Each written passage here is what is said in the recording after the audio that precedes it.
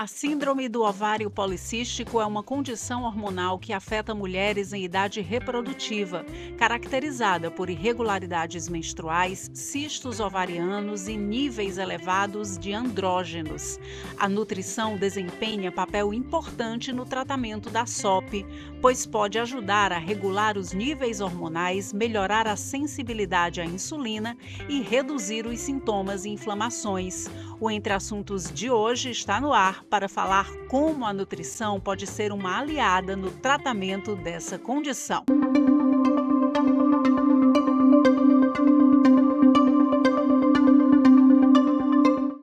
Para conversar mais sobre a síndrome do ovário policístico associada aí à nutrição, eu recebo aqui a nutricionista Carol Feitosa. Seja muito bem-vinda à Opinião, ao programa Entre Assuntos. Carol, bom dia. Bom dia, obrigada. É um prazer estar aqui com você. Carol, vamos iniciar. Qual é a correlação aí? Onde é que entra essa associação da SOP e nutrição? Tratamento para SOP é mudança do estilo de vida, né? Por muito tempo a gente acreditou e foi colocado para nós mulheres que o tratamento da SOP era simplesmente tomar anticoncepcional. Mas isso não tratava a SOP, isso amenizava os sintomas, tampando o buraco com areia. E aí, à medida do tempo, essa areia vai saindo e esses sintomas vão aparecendo de novo. Então, o tratamento hoje para a SOP é justamente a alimentação, a mudança do estilo de vida. Até porque existe dentro da SOP uma condição que faz nós mulheres a tendência de aumentar o peso, que é a resistência à insulina. Então, isso é um padrão muito comum da SOP, a gente já espera que isso aconteça, e a única forma que a gente consegue tratar mais tranquilamente essa resistência à insulina, sem a utilização de uma medicação, que muitas vezes não é preciso, é mudança da alimentação. É como a gente pode implementar melhor esses carboidratos dentro da alimentação dessa mulher. Agora, Carol, a termo de curiosidade, normalmente a paciente chega lá no seu consultório, ela já chega com um diagnóstico pronto, ou ela chega com uma outra condição e você chega nesse diagnóstico junto com ela e aí associa a um outro profissional? Qual é esse caminho? Porque SOP hoje é um problema relativamente comum, muitas mulheres têm esse diagnóstico e é um diagnóstico difícil, está associado à infertilidade, é um problema que causa muitos transtornos aí no período menstrual. Enfim, fala um pouco sobre como chegar a esse caminho, depois a gente vai para o tratamento e vem para essa questão da alimentação. Normalmente ela já chega com esse diagnóstico para mim, né, que é diagnosticado pelo ginecologista, onde a gente consegue ali pedir exames bioquímicos, exames laboratoriais de sangue mesmo, e associa com o exame de imagem. E aí o ginecologista diagnostica, né, essa mulher. Só que se ela chegar para mim, que muitas vezes a mulher chega no meu consultório pedindo para emagrecer, está com dificuldade de emagrecer, eu já fiz de tudo e eu não consigo baixar o peso na balança. Aí a gente precisa investigar as possibilidades. E um dos exames que nós pedimos é a insulina e a hemoglobina glicada e a glicose, que é justamente para a gente ver se há uma resistência à insulina. E existem outras características físicas que, conversando com a mulher, a gente consegue identificar. Um crescimento de pelos na face, onde nós não temos, como a região da barba. A acne na mulher adulta, que a acne depois dos 30, 35 anos não seria tão comum, né? Isso acontece mais na puberdade. E aí já me liga o sinal de alerta. Opa, pode ser que a gente tenha aí um caso de SOP.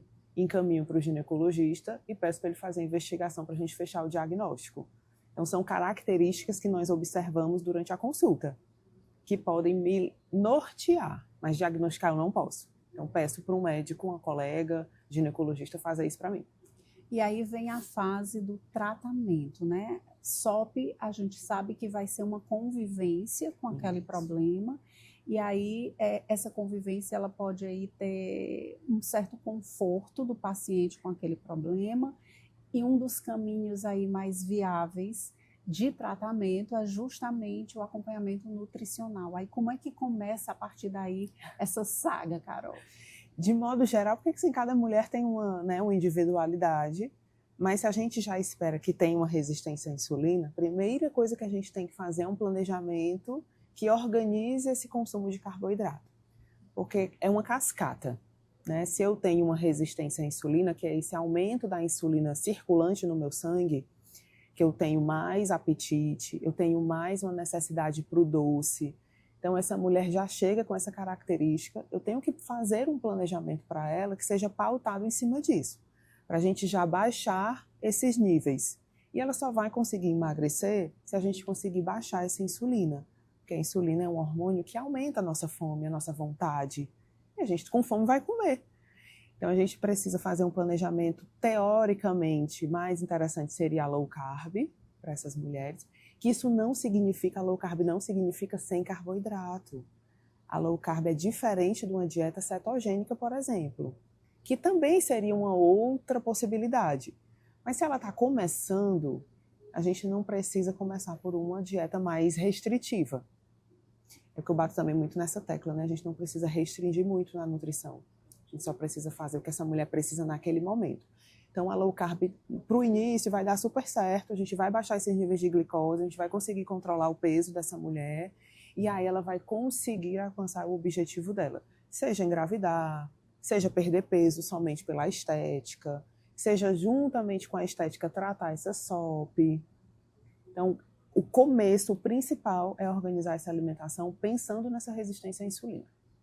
Quando a gente fala sobre um plano nutricional, a busca por um profissional de nutrição, hoje é importante que a gente coloque uma série de condições e abra uma reflexão muito séria sobre isso, né? A nutrição muitas vezes é vista muito associada à questão realmente do emagrecimento.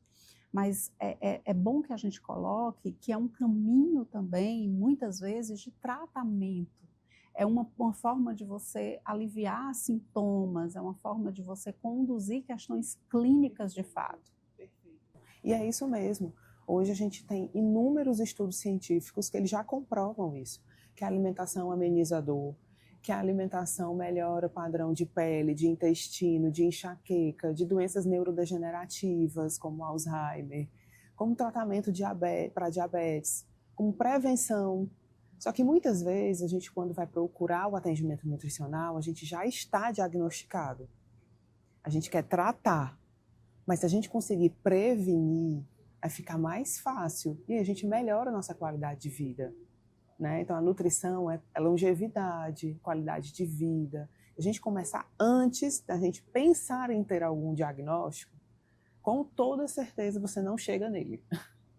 Agora, Carol, então, esse tipo de condução indicaria que todo mundo deveria ter um acompanhamento nutricional, independente de se a gente está falando de prevenção, independente de questão de peso, independente de você estar sentindo algo, você ajustar ali minimamente a sua rotina alimentar, seria interessante? Como é que há uma indicação nesse sentido? De fato, seria interessante, sim, até porque a gente acha que se alimenta bem, né? Só que muitas vezes, pela nossa rotina, pela nossa correria do dia a dia, a gente pega lá no supermercado qualquer coisinha de embalagem porque tem um nome fit, porque tem um nome integral. O rótulo nos leva muito ao erro, né? Sem ter o conhecimento de fato daquele alimento ou do conhecimento de ler aquele rótulo. Então, se a gente conseguir ter esse acompanhamento, seria muito interessante, sim, até porque a gente está pensando aí na longevidade, na prevenção. Outra questão que eu gostaria que a gente debatesse um pouquinho, Carol, seria essa questão de que há uma ideia, né, de que para você ter uma nutrição ali adequada, você precisa estar pesando, você precisa ter aquela coisa muito rígida, você precisa de muitos suplementos, você precisa de uma coisa muito arrojada, que muitas vezes aquela comida básica, aquela comida tradicional, o feijão com arroz, enfim, bem orientado, aquela comida mesmo caseira, o simples funciona, né? Fala um pouco sobre isso, Carol, tenta colocar aí para as pessoas, até na questão de quem tem SOP também, Isso. Né? Como é que é essa condução para as pessoas, a maioria, a infinita maioria das pessoas hoje que não tem também condições até financeiras de ter uma dieta absurdamente cara, né? Como é que fica esse meio campo aí para você encontrar um equilíbrio dentro desse processo? Ficou muito batido, né, que a nutrição, fazer dieta é caro, que você ir para o nutricionista, você vai gastar muito dinheiro com suplemento, que vai ser uma dieta difícil, mas a dieta ela tem que ser o básico, porque o básico ele sempre vai funcionar. A gente tem alimentos riquíssimos aqui no estado, no Brasil. A gente consegue fazer uma adequação na alimentação com o que a gente já come. A gente não precisa sair muito do nosso trivial, né? O problema é porque a maioria das pessoas abrem muitas exceções para produtos que a gente compra, como delivery, né, aplicativos de comida. Então, isso sim é o que sai caro. Né? Eu tenho uma paciente que até comentou que se ela fosse somar o que ela gasta de pedidos de delivery, não se comparava o que ela gastava na alimentação dela, junto com a suplementação. Então, a gente tem muito essa ideia de que comer bem é caro. Só que a gente tem feiras nos bairros que a gente consegue comprar frutas, legumes e verduras da época, da estação, com valores muito mais acessíveis do que se a gente fosse comprar num supermercado, por exemplo. E a gente consegue adequar tudo. O pesar a comida, ele muitas vezes não é necessário, dependendo do que você me procura. Se você chegar para mim e dizer, cara, eu quero qualidade de vida, eu quero me alimentar bem, a gente não precisa de fato fazer essa medição. Mas se você me procura com um fim estético, que a gente precisa refinar algumas coisas, o peso vai ser importante. Porque são pequenos detalhes que vão fazer diferença nesse refinamento para a estética. E se for um paciente que me procura, que precisa aumentar peso, que também acontece, ele também vai precisar pesar. Então, assim, são casos pontuais, nem tudo é para todo mundo. Né? Assim como a suplementação. Se a gente tem uma variedade dentro da nossa alimentação, de um prato colorido, que eu consiga abranger 4, 5 porções de fruta por dia, legumes, vegetais, será que eu preciso suplementar um polivitamínico? Que muitas vezes esse polivitamínico ele não está na sua via de absorção melhor para a gente. A gente ainda vai ter os processos para absorver isso. E a gente vai estar fazendo xixi caro. Né? Quando a gente pensa numa suplementação que a gente não está absorvendo, a gente está eliminando isso. A gente está fazendo xixi em real. Então a suplementação muitas vezes ela não é necessária. Em alguns casos vai ser, em outros não. Então isso é muito da individualidade, do objetivo de cada um de tratamento, seja estético ou seja de uma doença, de um tratamento de patologias. Isso cai naquela velha armadilha de que não existe receita pronta, né? Essa coisa de você sair aí procurando na internet o que funciona para fulano vai funcionar para mim, que é muito comum hoje em dia com esse bombardeio digital de que, fulano emagreceu, o que foi que ela fez, vou fazer também. Isso, além de não funcionar, pode ser até perigoso. Isso, até porque o seu metabolismo é um, o meu é outro, a da sua irmã, que é da mesmo pai e da mesma mãe, vai ser completamente diferente. Então, o que é para você não é para o seu irmão, que é da sua família. Imagine para uma amiga sua. E aí na internet a gente está ali com inúmeras informações bem baseadas e informações que não têm o mínimo sentido, principalmente das influencers, né, que não estudaram a nutrição, de nutricionistas que não se aprofundam muito no tema, né, que são nutricionistas de Instagram, de profissionais de Instagram. E isso eu não falo só do nutricionista, eu falo de outros profissionais também, né? Que não estudaram a nutrição e que acabam falando sobre sem embasamento. A gente tem que ter muito cuidado com o que a gente vê na internet. A internet tem muita informação boa, muita, e muito profissional bom ali passando coisas interessantes. Mas, ao mesmo tempo, tem uma imensidão de informações que não faz o mínimo sentido. Só que aí é o que viraliza, é o que as pessoas compartilham, e aí chega para você no seu feed. Aí você, opa, olha aí a dieta do ovo, vou comer 40 ovos por dia. É o que parece mais interessante, mais fácil, mas... Porque quem está mostrando que come os 40 ovos por dia está numa estética perfeita. Complexo, muito complexo. Carol, voltando para a questão da SOP, saúde da mulher. Que tipo de orientação nutricional, que tipo de alimentos favorecem a saúde feminina, né? Que alimentos, de uma forma geral, podem ser consumidos, alimentos básicos do dia a dia, favorecem aí, associada aí essa questão da insulina, né? Da resistência à insulina, que uma dieta básica que pode ser funcional para um funcionamento melhor dessa questão da saúde feminina? A SOP a gente já falou que ela precisa do tratamento para resistência à insulina.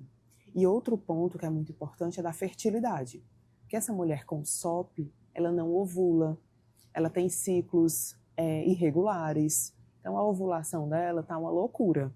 Tem meses que ela ovula, tem meses que não. E aí como é que essa mulher engravida? Né? Como é que essa mulher trata isso? Justamente tratando a resistência à insulina. Um planejamento assim básico seria a gente escolher melhor esses carboidratos.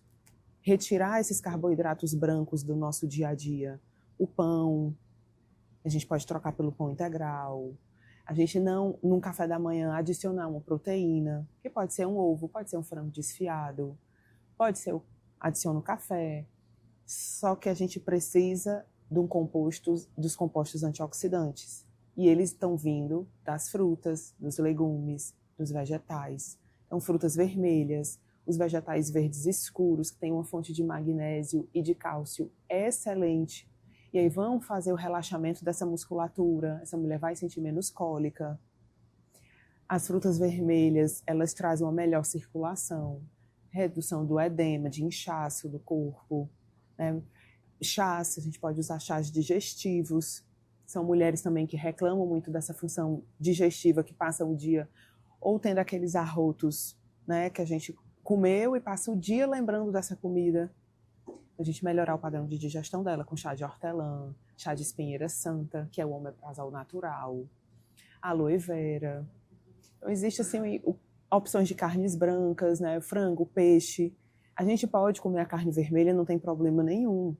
Mas a gente diminuir e priorizar uma fonte de proteína de carne branca é mais interessante para a nossa digestão e para a sinalização da inflamação, principalmente dessas mulheres que sentem dor. E aí eu esbarro na endometriose, né? Que é outro ponto também que é muito importante, a alimentação está associada. Então é uma cadeia, né? Vai sendo aí uma sequência. Isso. Dentro dessa questão da SOP vem a questão da infertilidade, mas em essa mulher dentro de um tratamento, conseguindo engravidar, aí vem um outro desafio, né? A gestação. Esse acompanhamento nutricional, ele vai ser fundamental dentro desse processo e nesse momento.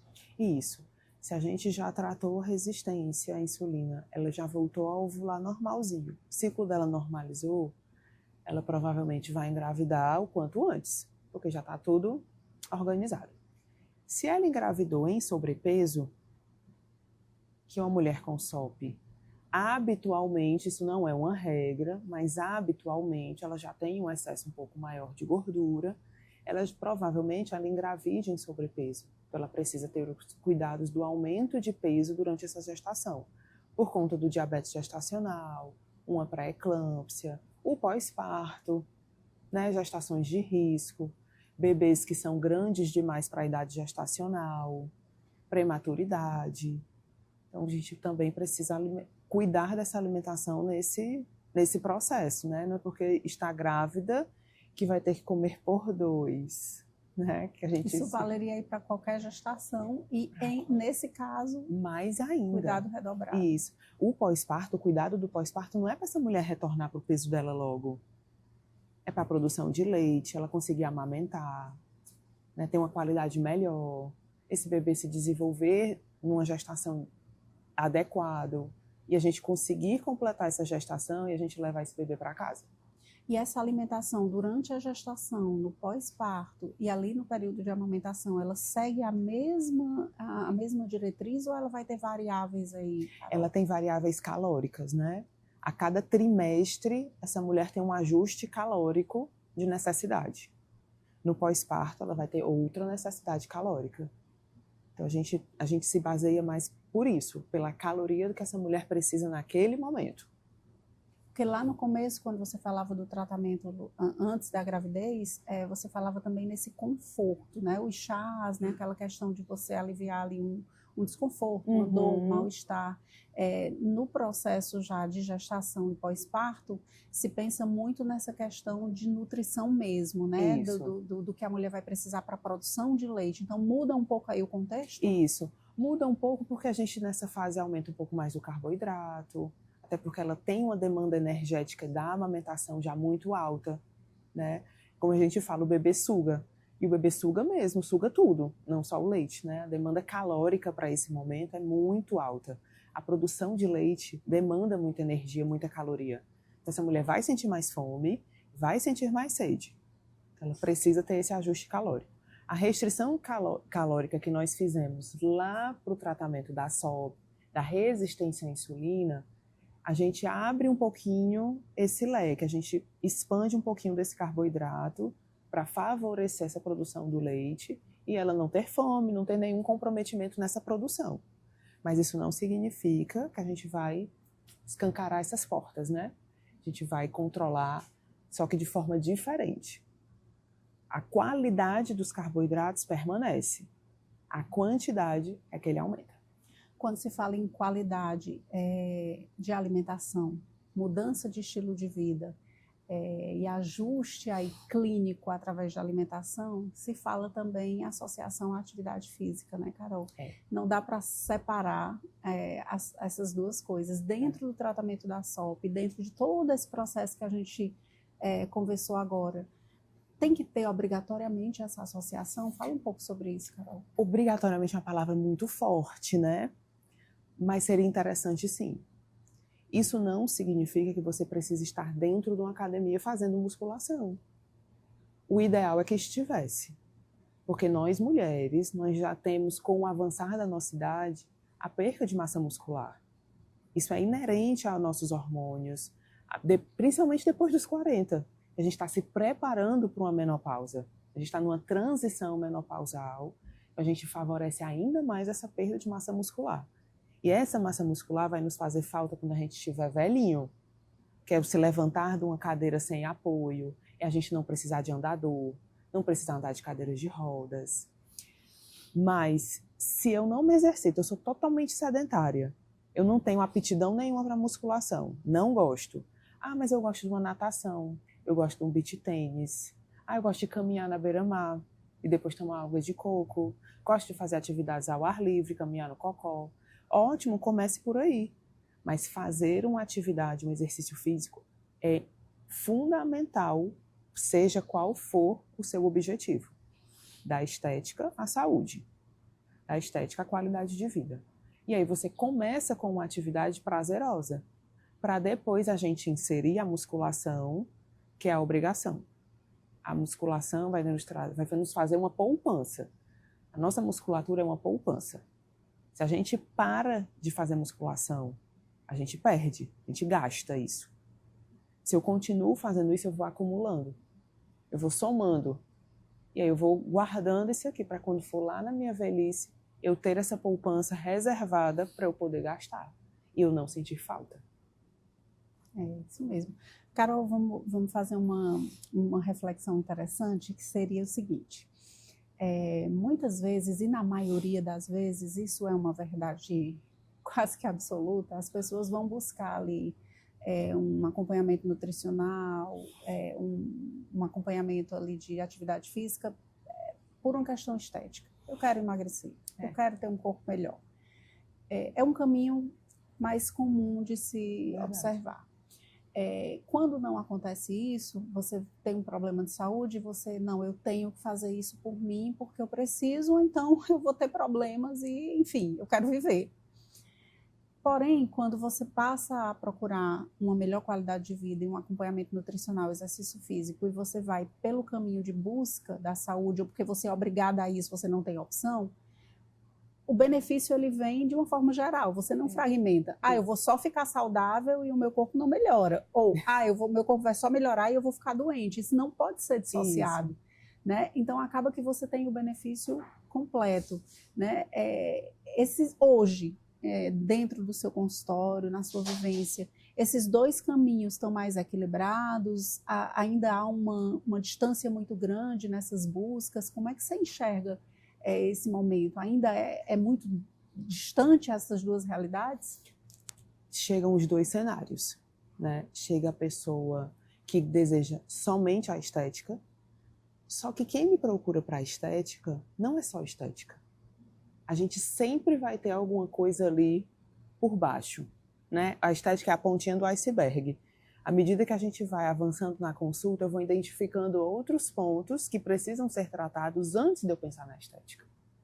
Porque eu só vou alcançar a estética se eu tiver vários pontos já no check.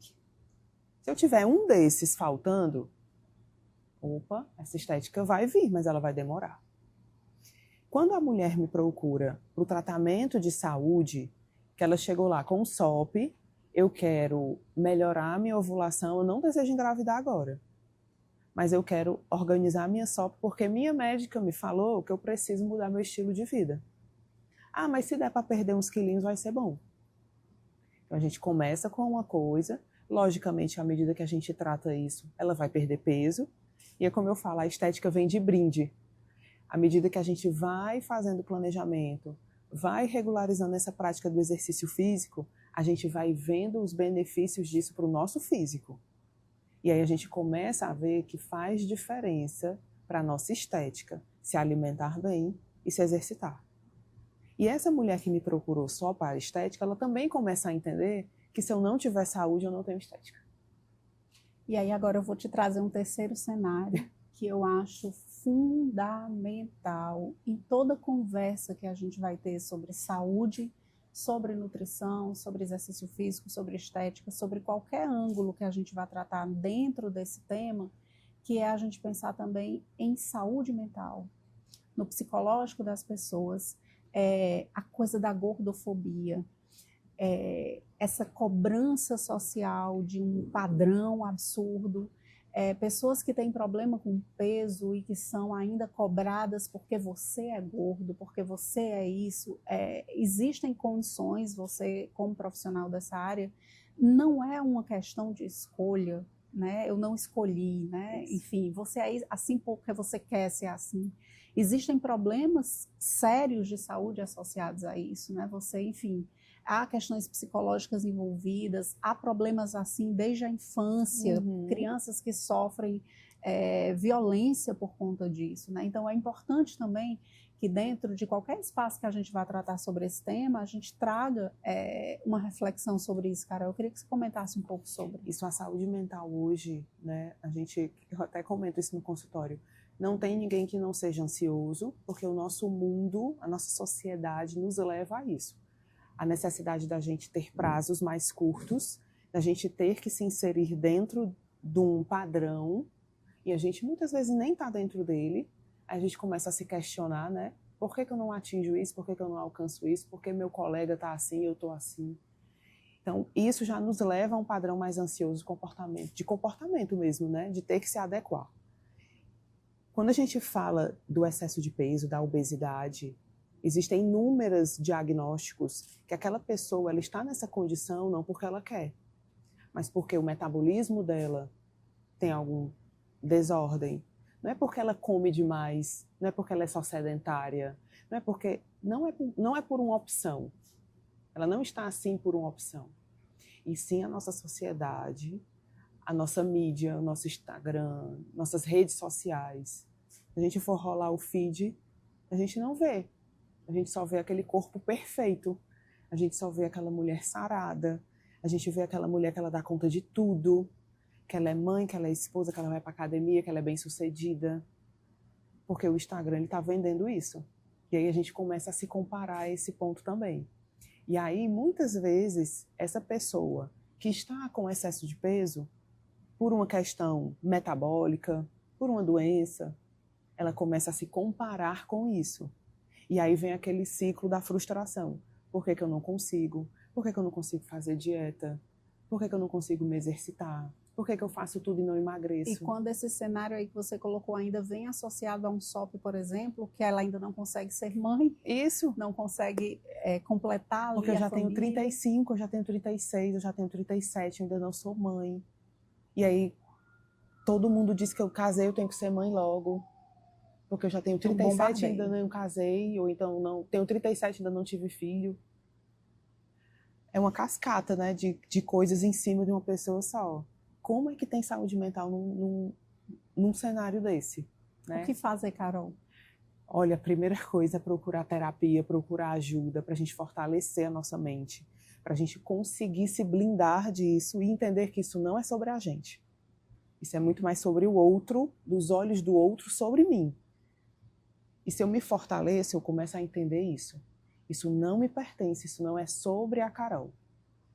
Isso é sobre você. Maravilha. Carol, deixa, por favor, os teus contatos, como é que as pessoas podem te encontrar, quem quiser ter mais esclarecimentos sobre SOP, sobre outros pontos aqui que a gente conversou, conhecer mais o teu trabalho. Fala, por favor, como te encontrar. Lá no meu Instagram eu falo sobre saúde da mulher, endometriose, SOP, emagrecimento, menopausa. A gente fala lipedema, a gente fala sobre todos esses assuntos do universo feminino. Então, meu arroba é Carol F. Feitosa Nutri. Todos os dias eu estou lá, sempre tem conteúdo muito bacana. Foi um prazer estar aqui e dividir esse universo feminino com uma mulher maravilhosa. Ai, que bom. Seja sempre bem-vinda, estamos de portas abertas e muito obrigada pelos esclarecimentos. Deixamos aqui boas reflexões. Acho que esse aqui é o ponto importante para abrir aí uma portinha e daí as pessoas começarem aí a ter outras visões, enxergar outras possibilidades. Enxergar a nutrição como saúde e não somente como tratamento. Exatamente. Obrigada, Carol, pela presença. A gente fica por aqui e até a próxima.